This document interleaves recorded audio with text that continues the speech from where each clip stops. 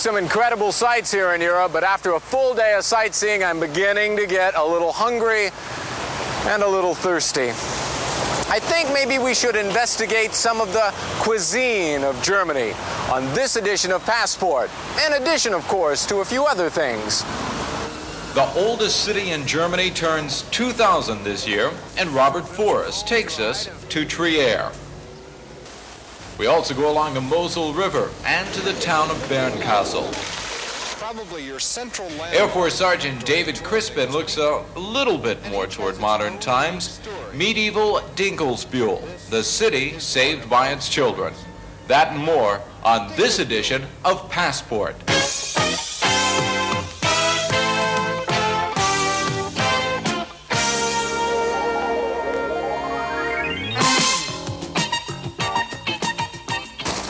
Well, before we get started, I really feel the need for a little bit of sustenance, perhaps. Just a little light snack. So what better place to go than to a Schnell Imbiss to get something quick to eat? Now, most of the Gasthauses and restaurants in Germany will have their menu posted outside, but at an Imbiss, it's usually right over where you get served. Basically, in every Schnell Imbiss, you'll be able to get one of three main dishes: a Bratwurst, a Rindswurst, or a Currywurst. The Bratwurst is made from pork. The Rindswurst, the red one, is made from beef. Now, beside it is a little specialty of this particular Schnell Imbiss, a Thüringer Wurst, a spicy sausage that comes from an area northeast of Nuremberg. The Currywurst can be either the Bratwurst or the Rindswurst, usually with ketchup and some curry powder on it.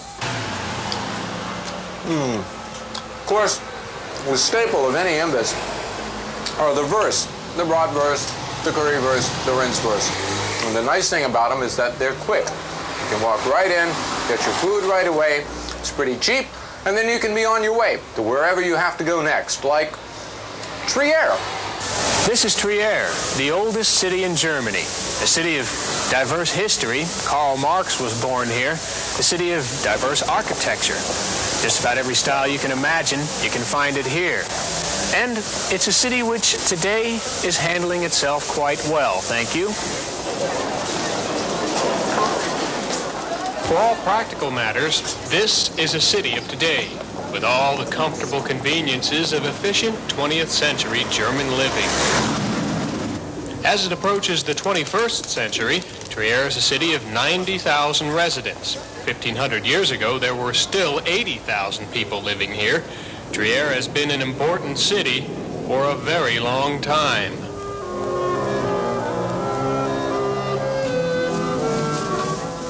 It became a recognized city 16 years before Christ, though civilization can be traced here 3,000 years before that.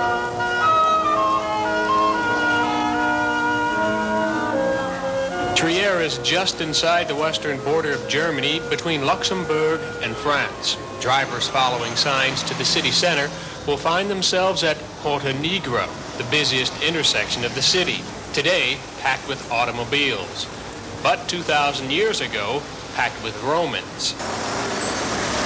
On the very same spot, they built the first key intersection of Trier. Stone by stone, they built a gate to mark it and fastened the whole thing together with iron. The Romans called this gate Porta Martes, after their god of war, Mars. It wasn't until around the 16th century that people started calling it Porta Nigra, which means the Black Gate.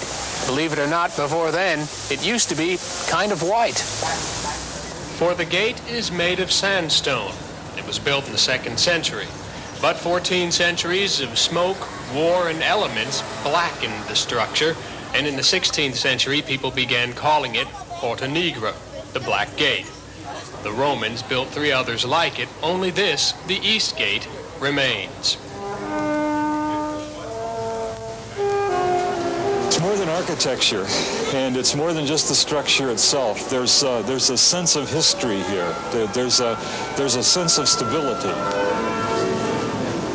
If you'd like to admire the view from a height of 100 feet, it'll cost $1.50. The same price for most of Trier's Roman ruins, which charge an entry fee. Furthermore, adjacent to the building is city information. which could come in handy for anyone needing facts on this former western capital of the Roman Empire. If you were a normal, everyday citizen of the Roman Empire, you could have built your home to a height of 60 feet. But if you were a member of the elite or ruling class, you could have gone as high as 90 feet and let everyone know just exactly who you were. A perfect example, Trier's Basilica. This massive brick building may be a church today, but in the 4th century, Roman Emperor Constantine called it his throne room. Inside, you get a real shrinking feeling. Emperor Constantine would have liked it that way.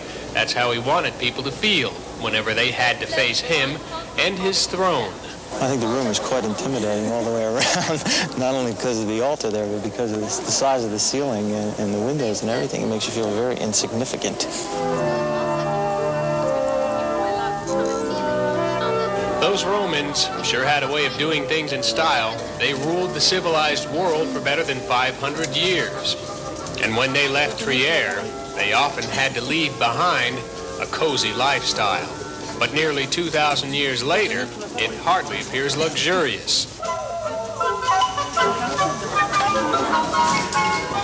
The 20th century, man, it may seem like a pile of ancient rocks. Maybe something the Romans used to confuse the enemy. Maybe they'd come down here and get lost. But what it actually is an engineering miracle. These were baths. They were once even heated. There was an upper channel for clean water. It ran through clay pipes over the heads of bathers who walked about 3 feet above where people walk today. Wooden planks were fastened into the walls and wooden planks placed across them to form a walkway. Where people stroll today is where dirty water once flowed out of the baths. Ulrikestrasse, start of our last stop of our tour of Roman ruins. A 5-minute walk away from the baths down this street will take you there. To a plain, ordinary-looking wall. Not really. Here is where Roman citizens of Trier viewed their sporting events. That meant man against man and man against beast. 25,000 people could fit in here and view the slaughter of the day. The contestants were nervously pacing underground. That's where they waited their turn to face man or beast. Much of the ground beneath the playing surface was dug out. The soil held firm by sturdy wooden supports. Back in the days of the Roman Empire, what covered all this wood in the playing field was sand. What's the Latin word for sand? Arena. With gladiators battling below, would you have done what the Romans did? I probably had my thumb up or my thumb down, with the rest of them here.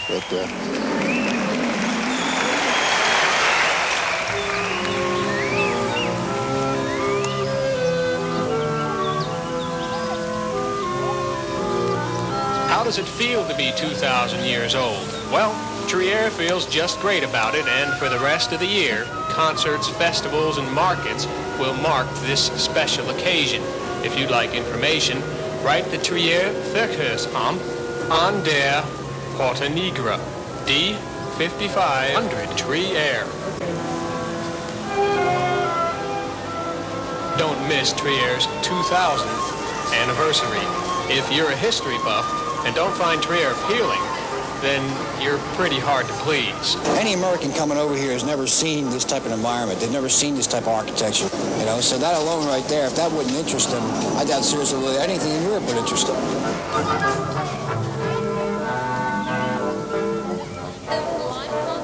What, by the way, did the Romans use for a water supply?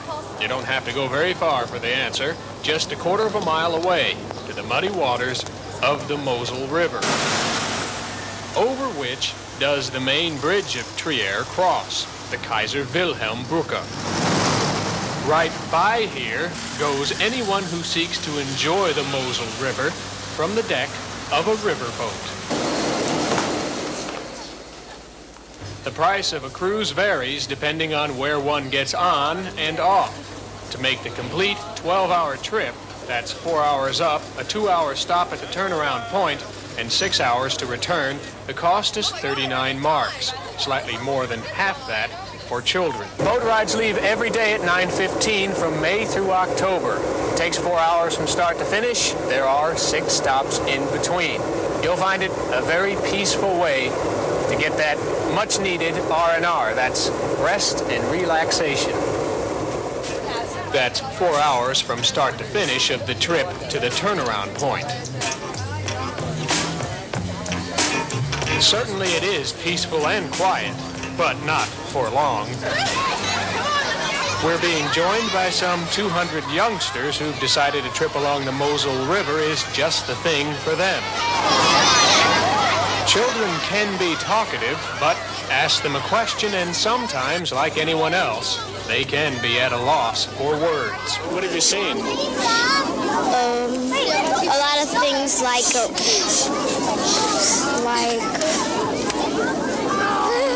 I don't know. But sometimes you have to get a chaperone to speak for them. Well, you know, a lot of children don't have the chance or opportunity to get on a boat like this and ride up the Mosel River and... Well, sir, the same can be said for a whole lot of grown-ups.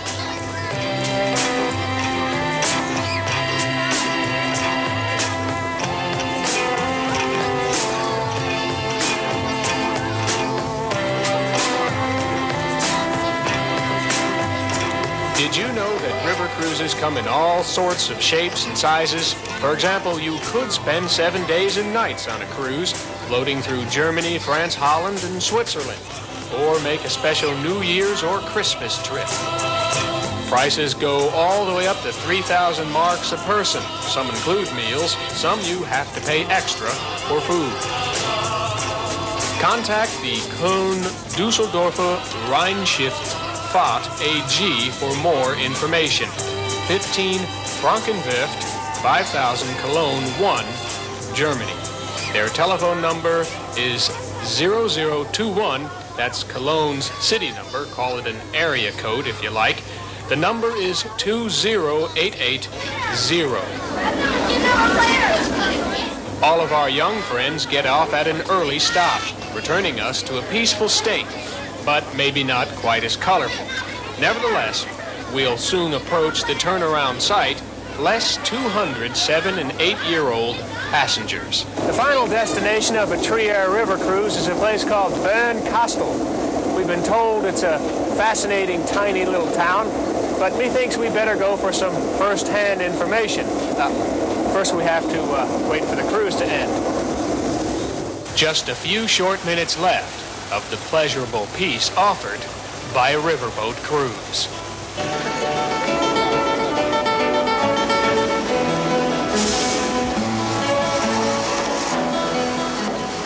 Now let's find out about Bernkastel. Remember, we needed some first-hand information.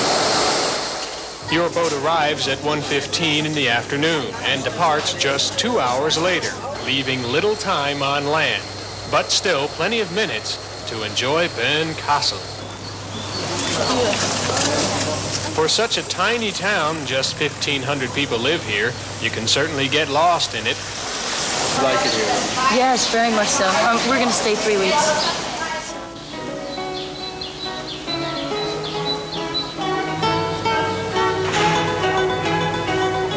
Bernkastel is not unlike any other village of the Mosel River vicinity. It, too, is known for wine, as can be detected, for it seems here that any place where there is soil is a good place to plant a grapevine. Vineyards are everywhere, as are places to sample fermented grape juice. You can do that by entering a wine stuba. If anywhere a sign appears which reads Flaschenverkauf, you can buy a bottle of wine inside and take it home. That'll cost from 4 to 100 marks. We just happened to discover that 1976 was the best of recent wine crops. A friendly chap named Karl Heinz gave us that information. He also says that the best way to hold a wine glass is from the bottom. Not because it tastes any better that way, It just sounds better.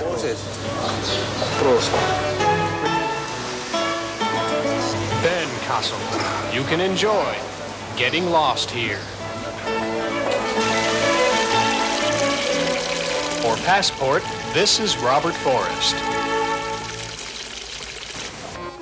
And this is Frankfurt's Fressgasse, literally translated to feeding street.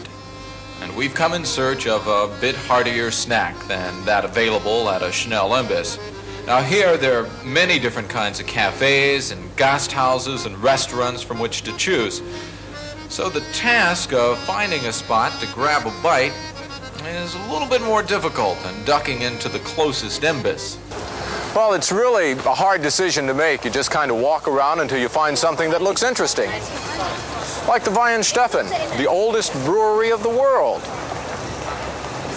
Well, the oldest brewery part got my attention. Let's check the menu, as always, posted outside along with prices. Schwäbische Maultaschen, that's a Stuttgart area specialty with noodles. That's not bad.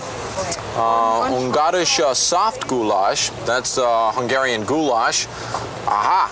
Grillhaxe vom Schwein mit großem Salatteller. The Grillhaxe is kind of a roast pork leg. Sounds like this is the place for dinner. So once you decide where you're going to eat, you just walk into the Gasthaus and pick out a table. Normally the man precedes the woman, if you're with a woman. Of course, there are a couple of things to remember. This table is empty, but it's not available. That's because of this sign here. Stammtisch. That means the table is reserved for the regular customers here at the Gasthaus. And only they can invite you to sit with them. Even if the table is empty, you still can't sit here because it's reserved for the regulars. So you select one of the other tables in the Gasthaus that are empty. Or perhaps you might want to sit with someone else, or maybe there's someone sitting at all of the other tables. In that case, ask if a chair is free, simply by asking frei, the German word for free. Frei? Bitte nehmen Sie Platz. Danke schön. And that's all there is to it. Of course, on a nice day like today, you might want to sit outside. In order to get a menu, you would ask for a Speisekarte, and the waiter will bring you the menu, or the Speisekarte. Basically, if you're not sure of exactly what a dish is, ask the waiter.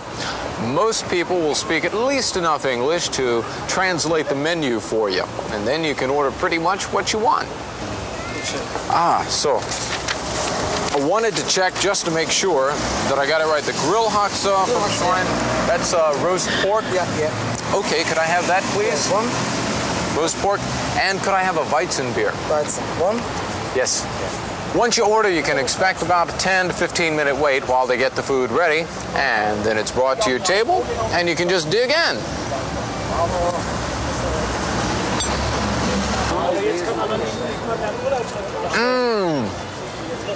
Great. Well, I guess I've done just about as much damage as I can do to this particular pig's leg. One other thing, in order to signal the waiter or waitress that you're through eating, as long as you leave your silverware something like this, they'll think that you're not yet finished. The proper formation to signal that you're done and you're ready for him to take your plate is like this, the knife and fork laying side by side. Yes, to pay? Weizenbier, yeah? Yeah.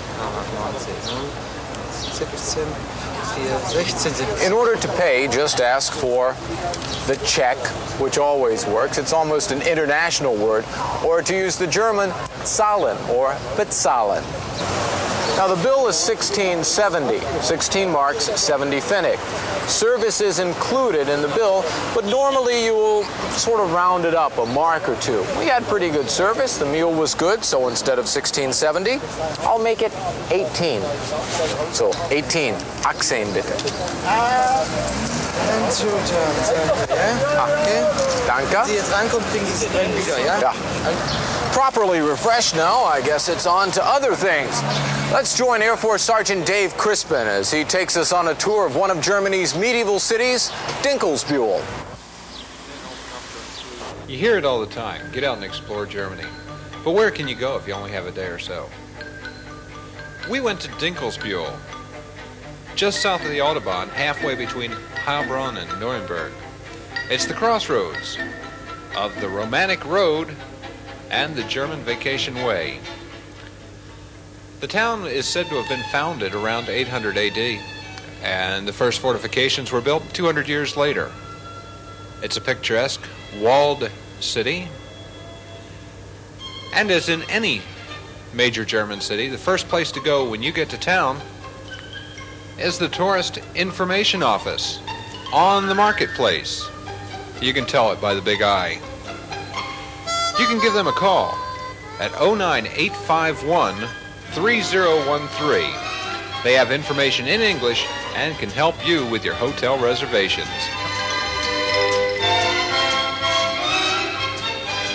Probably your central landmark during a tour of Dinkelsbühl will be St. George's Church, which is located on the Marktplatz right across the street from the Tourist Information Board. The Tower of St. George's can be seen from almost anywhere in Dinkelsbühl.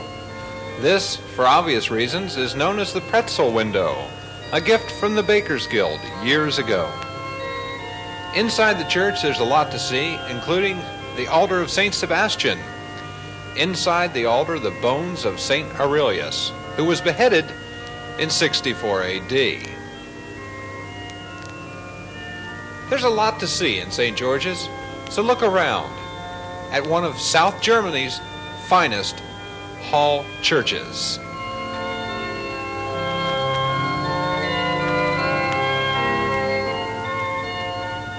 Just down the street from the tourist board and St. George's Church is the museum. Just walk on down the street and look for the big sign that says Museum. There are a lot of things in there that you won't want to miss, including instruments used in the textile industry. It's open daily, and they do have information available in English. Further down the street is the Rothenburger Gate. It's on the road leading to Germany's more famous medieval town, Rothenburg. Dinkelsbühl is surrounded by ponds. They were used as moats years ago, and the banks of the pond are a pleasant place to spend some time and enjoy the view.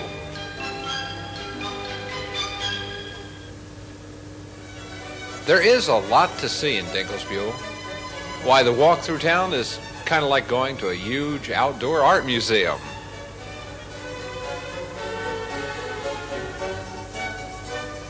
If you need to pick a time to come to town, probably the best time is during the month of July. The best date, July 16th, because the citizens of Dinkelsbühl annually reenact the Swedish siege of 1632. During the 30 Years' War, the Swedes surrounded Dinkelsbühl, camping out here on the banks of the Vornitz River. They then passed through the Vornitz Gate and moved on to the old city hall. There they threatened to destroy the town and kill the town council. In the meantime, a young girl named Lori gathered all the children of Dinkelsbühl together here in the granary, and they marched to the Swedish camp, where they begged Colonel von Sperath for mercy. The colonel was touched by the bravery of the children and spared the city so that you can enjoy it today. Each year on these streets, the saving of the city, or the Kindersäcke, is reenacted. This year the ceremony runs from the 13th through the 22nd of July, and the best day is probably Monday, July 16th. The famous boys band will be marching and playing through the streets of Dinkelsbühl in their picturesque Rococo uniforms. Everything gets underway daily at about 8 a.m. and continues through 10 p.m., so it's going to be a long day. Remember to make your first stop just down the street from here at the Tourist Information Office on the Marktplatz. That's across the street from St. George's Church, and enjoy some time in historic Dinkelsbühl. For Passport, I'm Air Force Sergeant David Crispin. Well, maybe just one more little bite before we go. Turning Upscale now to investigate one of the top German restaurants. This is the Frankfurter Hof Hotel in Frankfurt, and one of their restaurants is the Frankfurter Stube. Now, you must keep in mind that at the better restaurants, a reservation is usually required. Some of the more popular spots, you may need to call as much as a week or more in advance in order to assure yourself a seat. Just showing up and expecting a table isn't going to work at most places. Now, one other thing you must keep in mind, you'll need to dress up a little bit. Jacket and tie are recommended at most of the places, especially in the evening. Once inside, you wait for the waitress, a waiter, or a maitre d' to come and show your group to the table. Hi, I have a reservation for 4 for Hilliard this evening. First, I'll show you the table. Thank you very much. One nice thing about the restaurants is that most people speak English. And, of course, the food is the main attraction. And you will find it a bit more involved than the Jägerschnitzel at your local Gasthaus, too. Now, most of the restaurants will have menus in English, so you can come and you don't even need a translation. But if you do find a restaurant that does not have an English menu, since most of the people speak English, you can ask for translations of some dishes that you might be interested in. For instance, the sour Schweinebraten here and the gedampfte Würsing. What is that? That's marinated pork, roasted pork, with a special kind of cabbage. Okay, I'll try that. Thank you. Or would you like something to drink? Yes, I'd like some white wine, if you don't mind. Okay. Some mineral water, please. Also a glass of wine. Okay. How about if we get a bottle of wine? Yes, if we agree which flavor. What do you recommend? You like a dry one? Yes. Yes, dry. So we'll get something that's not too awfully sweet. And this is the easy part. You really don't have to know a whole lot about wines to make a good choice. You just go with their recommendation. Maybe you like the wine from the region Franken? That's around Würzburg, sure. It's a dry one, the Castella Bausch.